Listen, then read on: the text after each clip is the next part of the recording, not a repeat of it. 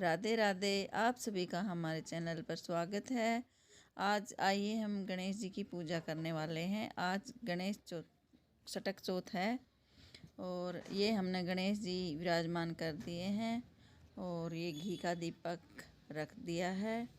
और अब हम ये तिलकुटा रखेंगे। आज के दिन तिलकुटा ज़रूर बनाया जाता है क्योंकि तिलकुटनी व्रत बोलते हैं इसको हम। और तिलकुटा का ही गणेश जी को भोग लगाया जाएगा। ये तिल के लड्डू भी चढ़ाए जाएंगे, फल फ्रूट का भी भोग लगाया जाएगा। और ये हमने दूबा बांधी है, हमने दूब ले ली है। इसको कलावे से 7 बार बांध के गणेश जी को चढ़ा देते हैं।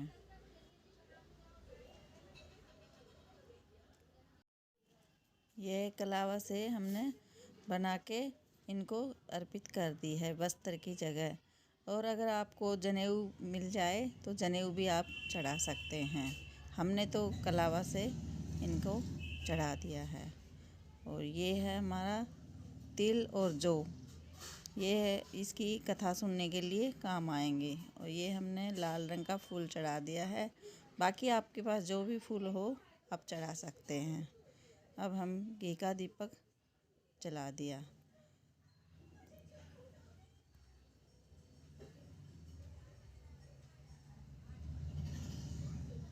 ये देखिए, अब देखिए हम इनकी पूजा कर दी। अब इनको तिलक लगाएंगे।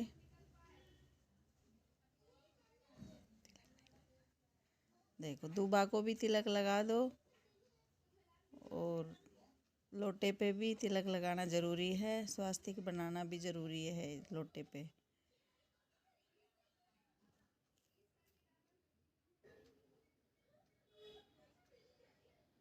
ये देखिए,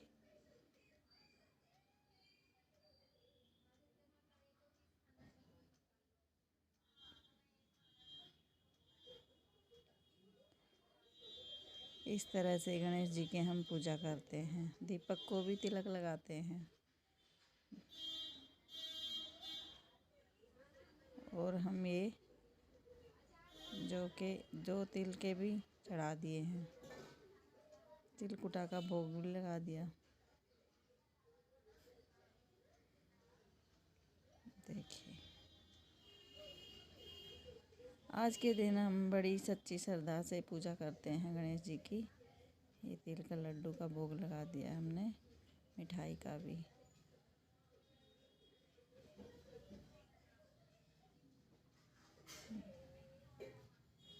इस दिन हम ऐसे ही पूजा करते हैं गणेश जी की। ये हम जल लेके इनके आगे हाथ जोड़ते हैं और माफ़ी मांगते हैं। पूजा याचना में अगर कोई कमी रही हो तो गणेश जी हमें माफ़ कर देना। और आपको हमारी पूजा पसंद आई हो तो हमारी वीडियो को लाइक करना और हमारे चैनल को सब्सक्राइब करना। सटक चौथ माता की कहानी सुनते हैं। आप सभी का हमारे चैनल पर स्वागत है। आज हम आपको सटक चौथ की कहानी सुनाने जा रहे हैं। 2 माँ बेटे थे। माँ अपने बेटे के लिए सटक चौथ का व्रत रखती थी। हर साल व्रत रखती थी और रात को चूरमा बना के आप खुद खाती थी और बेटे के लिए रख देती थी। एक दिन बेटे के मन में, उनकी चाची ताइयों ने बेटे के मन में पाप भर दिया कि तुम्हारी मम्मी तो हमेशा गटका कर कर के खाती है, चूरमा बना बना के खाती है, तुम्हें नहीं खिलाती। तो बेटे के मन में पाप आ गया। तो उस दिन वाले दिन सोया रह गया, गाय खोल के लेके नहीं गया। माँ ने पूछा, बेटा क्यों नहीं जा रहा है? बेटा ने कहा, माँ आज मैं नहीं जा रहा, मेरे सिर में दर्द हो रहा है। वो बोले, क्यों? पता नहीं, मेरी तबीयत ख़राब, मैं नहीं जा रहा और मैं घर छोड़ के जा रहा हूँ। माँ ने पूछा क्यों घर छोड़ के जा रहे हो बेटा? बेटा ने कहा, माँ तुम तो मुझसे प्यार करती नहीं हो और मेरे नाम का व्रत नाम लेके और खुद चूरमा बना बना के खाती हो, मुझे नहीं खिलाती। नहीं बेटा, ऐसे नहीं है, मैं तेरे ही नाम का व्रत रखती हूँ, ऐसे नहीं बोलते हैं बेटा। जा गाय लेके चले जाओ आप। किसने कहा आपको ऐसा करती हूँ मैं? ऐसे नहीं करती हूँ बेटा। नहीं माँ, मैं तो जा रहा हूँ, बेटा बोला। बेटा घर से जाने लगा तो माँ ने कहा कि बेटा ठीक है, तुमने मन बना ही लिया है, अगर बाहर जा रहे हो आप, तो बेटा ये मेरे जो तिल है ये लेते जाओ आप। और कहीं भी आपको भीड़ सकट लगे या कहीं कष्ट आए आपके ऊपर, तो आप ये दाना फेंक देना और कहना कि मेरे नाम से मेरी माँ अगर सटक चौथ का व्रत रखती थी तो ये विपदा मेरी टल जाए। तो ऐसा कह के उसको जौ के दाने दे दिए और बेटा घर से निकल गया। गांव से निकलते के साथ दो सांपों की लड़ाई हो रही थी। सांपों की लड़ाई हो रही रास्ते में, तो उसने कहा इनसे कैसे बचा जाए सांपों से। तो उसने याद आया कि माँ ने ऐसा बोला था, ये करके देखता हूँ। उसने जौ तिल के दाने फेंक के, और अगर मेरी माँ मेरे नाम से व्रत रखती थी तो ये दोनों सरफ अपने अपने बिलों में घुस जाएं। तो ऐसा ही हुआ, उसने दाने फेंके और सरफ अलग अलग हो गए और उसको रास्ता मिल गया। वो आगे बढ़ गया, आगे चला। थोड़े गांव से बाहर और जंगल में गया तो वहाँ पे देखता है तो दो शेर अच्छी तरह से लड़ाई कर रहे हैं। तो उसने देखा कि ये तो रास्ता फिर बंद है, कैसे जाऊं। फिर याद आया, उसने जो तिल के दाने फेंके, फिर वो शेर अपने अपने उधर उधर अपने अपने रास्ते में चले गए। फिर आगे गया तो आगे जाके देखता है तो नदी, खूब तेज़ नदी बह रही थी। तो उसमें भी सोचा कि ये कैसे पार करूँ इसको। फिर याद आया माँ ने कहा था ऐसे ही करता हूँ। उसने दाने फेंक के जो तिल के और कहा मेरे नाम से माँ अगर मेरे व्रत रखती थी तो ये नदी मेरे को रास्ता दे।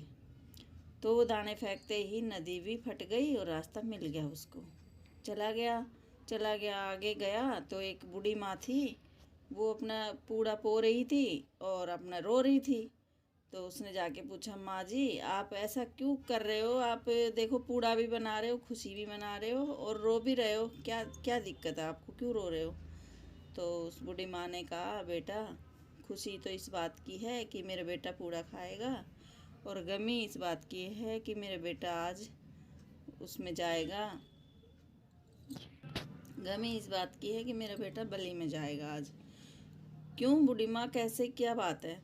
बेटा यहाँ पे ना, बूढ़ी माँ बोली, बेटा यहाँ पे राजा है ना, वो उसका आवा पकता है तो हर हर महीने लड़का को नीचे लगाता है, फिर उसका आवा पकता है।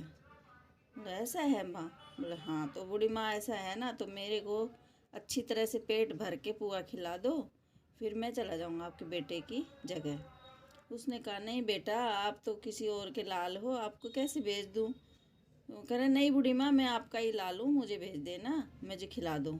उसने खिला दिया पेट भर के और वो खा के अपना सो गया।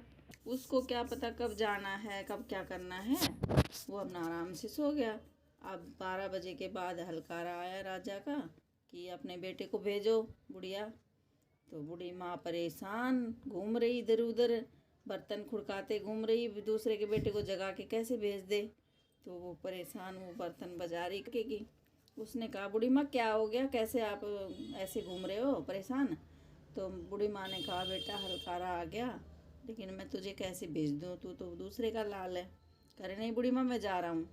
चला गया तो उसने राजा ने आवा के नीचे बैठा दिया। तो उसने कहा कि ये चौथ माता, अगर मेरे नाम का सच में ही मेरी माँ व्रत करती थी तो आज इससे मुझे निकाल के दिखा, तब मैं जानूँ। तो वो चारों तरफ अपना जो तिल पूर के बैठ गया। राजा ने ऊपर आवा लगवा दिया, आवा लगा के बैठा दिया।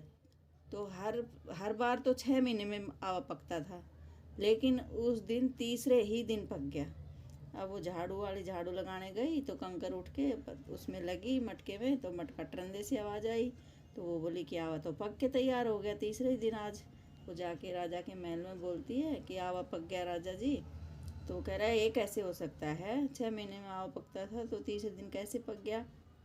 उसने कहा पता नहीं, मुझे नहीं पता, आप देखो जाके, चल के देखो। तो उसने अपने वो भेजे नौकर, जाके बोले देखो सच में ही ऐसे झूठ बोल रही, सच में पक गया। उन्होंने जाके देखा तो सच में पका हुआ था। बोले राजा सच में पक रहा हुआ? तो बोले तो उतारो। वो धीरे उतारने लगे तो नीचे से आवाज़ आई कि धीरे धीरे उतारो भाई। तो वो सब छोड़ छोड़ के भाग गए कि ये क्या हो गया आज, इसके नीचे से कौन बोल रहा है? तो राजा ने पूछा कौन? तो उसने कहा जैसे जो आपने बैठाया था वही मैं इंसान बोल रहा हूँ, आप आराम से उतारो, मैं जिंदा हूँ। तो ठीक है। उतार दिया। उतारने के बाद पूछने लगा कि ये कैसे हुआ, तुम जिंदा कैसे बच गए? मैं तो हर बार लड़का इसमें देता हूँ, कोई भी जिंदा नहीं बचता, तुम कैसे बच गए, क्या बात है? तो उसने कहा कि मेरे नाम से मेरी माँ मेरी चौथ का व्रत करती थी, इसलिए मैं बच गया। अच्छा ठीक है, तुम इससे ही निकल गए तो तुमसे अच्छा मेरे को दामाद कहाँ से मिलेगा? मैं मेरी बेटी की शादी करूँगा तुम्हारे साथ। उसने कहा कि नहीं, मैं तो गरीब आदमी हूँ, मेरे साथ क्या शादी करोगे आपकी बेटी की? कह रहे नहीं, तुमसे अच्छा दामाद मुझे मिल ही नहीं सकता, मैं तो शादी करूँगा। उसने शादी कर दी अपनी बेटी की, वो वहीं रहने लग गया। तो एक दिन अच्छी बारिश आंधी आ रही, तो उसने कहा हमारे देश की तरफ से आंधी बारिश आ रही है। तो उसने कहा कि तुम्हारा देश भी है? बोला हाँ हमारा देश भी है, हमारा घर भी है, मेरी माँ भी है। तो बोली तो ऐसा करो ना, तुम अपने घर ही चलो ना। उसकी घरवाली बोली। तो बोले कि नहीं, घर क्या करेंगे चल के? बोली नहीं, मैं तो आपका जो भी घर है, जो भी आपकी माँ है, मैं तो वहीं चलूँगी, मैं यहाँ नहीं रहूँगी। यहाँ पे मुझे भाभी ताना मारती रहती है कि पेट से निकल गई और हांडी से नहीं निकली, ऐसे करती कि ताना मारती रहती है। तो मैं तो आपके अपने ससुराल जाऊँगी, आपके घर जाऊँगी। तो उसने कहा ठीक है चल। तो उसने अपने पापा से बोला, बेटी ने राजा से, कि पापा मेरा सारी चीज़ तैयारी करवा दो, मैं अपने ससुराल जाऊँगी। तो उसने बाप ने कहा कि बेटी ससुराल है तेरा? बोली हाँ है। तो उसने अपना रथ घोड़ा सब तैयार करवा दिया, धन दौलत सब कुछ दे दिया उसको, और बेटी को विदा कर दिया। अब वो अपने गांव के आसपास आया तो गांव के लोग जाके बुढ़िया से बोलने लगे कि बुढ़िया तेरा बेटा आया है, बहुत राजा बाजा बन के और शादी उदी करके धन दौलत लेके खूब अच्छी तरह से आ रहा है तुम्हारा बेटा। उसने कहा रे तुम क्यों बोली मार रहे हो? मेरा बेटा कहाँ मर गया होगा, कहीं क्या चला गया, पता नहीं क्या है। नहीं है मेरा बेटा जिंदा, तुम ऐसे ही कर रहे हो, कोई और है। तो बोले नहीं, तुम्हारा ही बेटा है, चलो। तो इधर एक बुढ़िया का और बेटा गायब था। तो उधर वो कह रही है कि मेरा बेटा है ये, और उधर वो कह रही है कि मेरा बेटा है। अब फैसला कैसे हो? अब फैसला इसलिए ऐसे हुआ कि उस गांव का राजा था ना, उसने कहा कोई लोग की आंगी बनवा के लाया। उसने कहा ये लोग की आंगी पैरो, इसमें से अगर दूध की धार बेटे के मुंह में जाती है उसी का बेटा है। तो उसने ऐसा ही किया। पहली बुढ़िया को पहनाया, उसकी धार तो कहीं भी नहीं गई, और जो दूसरी बुढ़िया को पहनाया तो उसकी धार उसके बेटे के मुंह में सीधी गई, क्योंकि वो उसी का बेटा था। तो राजा ने कहा ये इसका बेटा है, अपने बेटे को लेके जा। तो अपना बहू को बेटे को अपने घर में लेके आती है बुढ़िया माँ, और अपने बहू बूढ़ी माँ का पैर दबाती है, और बस दोनों सासू बहू अच्छे राजी खुशी रहते हैं। खूब ये तिलकुटा बांटते हैं तिलकुटे के दिन, और गणेश जी की पूजा रखवाते हैं घर में। ये चौथ माता उस बुढ़िया के बेटे को पहले आई, ऐसी किसी को बताना, बाद में आई सी सबको आना। जय श्री गणेश जी महाराज। बस ये सटक चौथ की तो कथा हो गई है। अब बाबा विनायक महाराज की कहानी और सुननी है। बस एक छोटी सी कन्या है, छोटी सी कन्या झूठ मूठ का तो दूध पिलाती है और पत्थर का भाई खिलाती है। इतने में गणेश जी आ जाते हैं। गणेश बाबा आके पूछते हैं गुड़िया क्या कर रही है? वो कहती है कि झूठ का तो बिलोना बिलो रही, दूध बिलो रही हूँ और पत्थर का भाई खिला रही हूँ। उसने कहा तू गुड़िया आँख बंद कर। उसने आँख बंद करी, इतनी देर में सचमुच का उसकी गोद में भाई हो गया और सचमुच का दूध का बिलोना भर गया। हे बाबा विनायक, उस कन्या को आया ऐसा सबको आई हो, सबको देना। बस आ देते हैं। और जो तिल है ये हम आधे इसमें मिला देते हैं, और आधे अब जाके सूरज को जल चढ़ा देंगे। और जो इसमें जो तिल है ये रात को चांद निकलेगा उसको हम रख देंगे, तब चाहिएंगे। और रात को इनका भोग लगाएंगे तिलकुटा का। ये तिलकुटा है, इसका हम चांद को भोग लगाएंगे। इसी का हमने गणेश जी को भोग लगाया था।